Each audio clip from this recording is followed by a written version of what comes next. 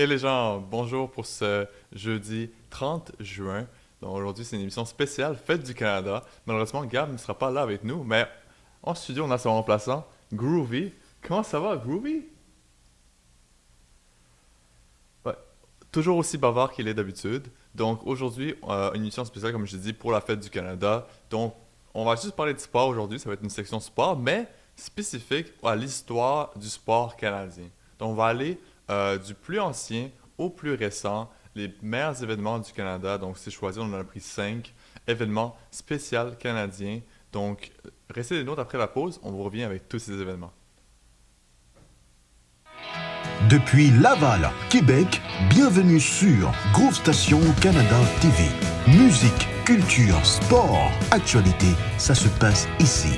Groove Station Canada TV, c'est votre TV. Pour commencer notre émission spéciale, je voulais aller aussi loin que 1900. Donc, dans l'année 1900, c'est la première fois que le Canada a été représenté aux Jeux olympiques et ceci avait été à Paris, donc en France.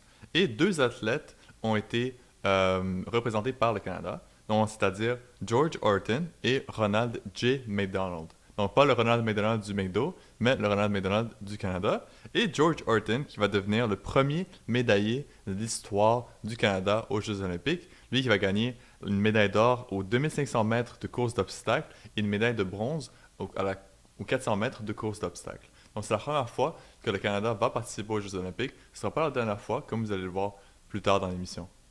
Ensuite, on va se déplacer jusqu'en 1946. Et cette fois-ci, on va parler de Jackie Robinson. Mais comme vous le savez, l'histoire de Jackie Robinson, il a été le premier joueur de l'histoire de la MLB à briser la barrière de couleur. Mais si vous ne savez pas, fait inusité, la première fois qu'il l'aurait fait, mais c'est pas avec les Dodgers de Brooklyn, mais c'est bien avec les Royals de Montréal. Eh bien oui. Donc les Royals de Montréal étaient l'équipe Triple A, donc affiliée des Dodgers de Brooklyn, et Jackie Robinson avait commencé sa carrière avec les Royals de Montréal.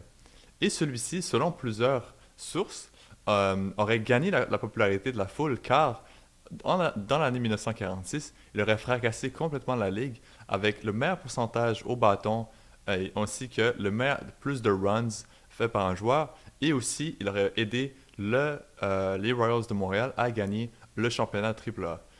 Et par la suite, l'histoire s'ensuit. Jackie Robinson va aller avec les Dodgers de Brooklyn briser la barrière et devenir un membre du Temple de la Renommée. Ensuite, on se déplace jusqu'en 1980 et on va parler de quelqu'un qui est très très connu pour l'histoire du Canada, c'est Terry Fox. Terry Fox, comme vous le savez, son histoire est quand même assez tragique mais remplie d'espoir. En 1980, il aurait perdu sa jambe après avoir été diagnostiqué d'un cancer des os. Il aurait été amputé de sa jambe droite jusqu'au genou, mais il n'a pas laissé ça être une excuse pour lui et il a débuté le Marathon de l'Espoir. Le Marathon de l'Espoir était un projet de venir de Saint John's jusqu'en Vancouver et faire d'un bout à l'autre du Canada en marathon. Malheureusement pour Terry Fox, il n'a pas pu réaliser son rêve car, après 18 mois de course et 5800 km, il a été diagnostiqué pour un autre cancer et celui-ci, ça a été au poumon et malheureusement, à Turn the Bay, il a perdu la vie. Mais sa legacy n'a pas fini et après 40 ans, sa fondation a récolté plus de 750 millions de dollars pour les patients atteints du cancer. Donc, la legacy de Terry Fox ne s'est pas terminée avec la course. Le marathon de l'espoir se continue jusqu'à aujourd'hui. Le marathon est toujours actif et bien présent dans la communauté canadienne. Ensuite, on va faire un long pas dans l'histoire et on va aller en 2016. Et cette fois-ci, on va parler de Penny Oleksiak. Donc, si vous suivez un peu les Jeux olympiques dans les dernières années, Penny Oleksiak est devenue la plus grande médaillée olympique de l'histoire du Canada. Mais en 2016, elle avait que 16 ans. Elle est devenue la plus jeune olympienne à avoir eu une médaille d'or.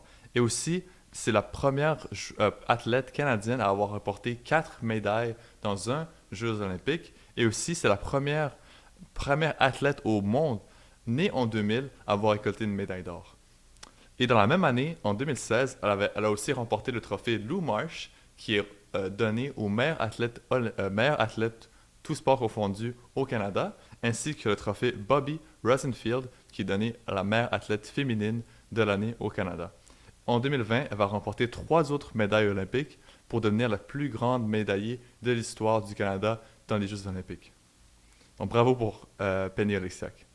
Ensuite, on va faire un bond de 3 ans dans l'histoire, et cette fois-ci, on va aller avec le tir entendu partout dans le monde, et c'est le tir de Kawhi Leonard pour amener les Raptors en finale de la NBA. Et en finale de la NBA, les Raptors vont choquer le monde entier et gagner le championnat face aux dangereux Warriors de Golden State, eux qui avaient Steph Curry, Draymond Green, Klay Thompson et Kevin Durant dans leur alignement. Mais les Raptors, sans l'ombre d'un doute, vont réaliser l'impossible et battre les Warriors de Golden State.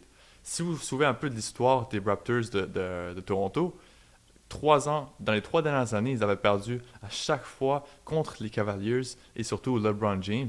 Mais en 2019, LeBron James qui va prendre le chemin de Los Angeles et ça va vraiment ouvrir la porte pour les Raptors, eux qui vont battre les 76ers sur un tir quasiment impossible de Kawhi Leonard. Vraiment, ça a été le tir le plus célèbre de l'histoire du basketball canadien. Et pour Kawhi Leonard et les Raptors, ça va être le premier championnat des Raptors dans leur histoire, la première fois qu'ils sont en finale de la NBA, et c'est le premier championnat d'une équipe canadienne en basketball professionnel dans la NBA.